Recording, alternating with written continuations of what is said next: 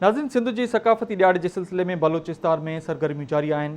कोटिया जे press club में ॼामोट student council तरफ़ां शानदार सकाफ़ती प्रोग्राम कोठायो वियो। वधीक तफ़सील आज़ाद बलोच जी हिन रिपोर्ट में।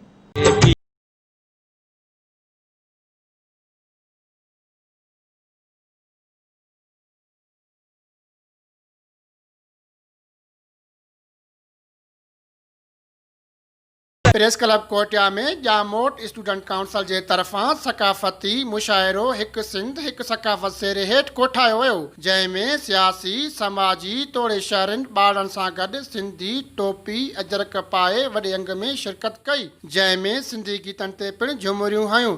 उन मौक़े ते ई शहरनि आवाज़ टीवी सां ॻाल्हाईंदे चयो त ॼामोट स्टूडेंट्स काउंसिल बलूचिस्तान जे हवाले सां प्रेस क्लब जे अंदरि जेको प्रोग्राम रखियो वियो आहे, उहे त असांजो प्रोग्राम हुयो 6 दिसंबर खे, लेकिन स्टूडेंट्स जे छुट्टी जी वजह खां, कोरोना जी वजह खां अॼु इनखे क़ब्रस वक़्तु रखियो वियो आहे। अॼु असां पंहिंजे तरफ़ां पूरे सिंधी अक़वाम खे जेको आहे कल्चर डे, सकाफ़ती डे जो जेको आहे पैगाम बि ॾियूं था, मुबारकबाद ॾियूं था। ऐं ही अहिड़ा प्रोग्राम जेके आहिनि न सिर्फ़ु सिंध में पर पूरे पाकिस्तान में, पूरे दुनिया में मल्हाया वेंदा आहिनि।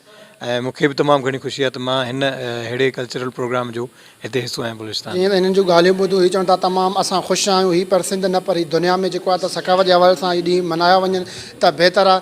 कैमरामैन तली बलोच सां गॾु आज़ाद बलोच, आवाज़ टीवी, कोटिया।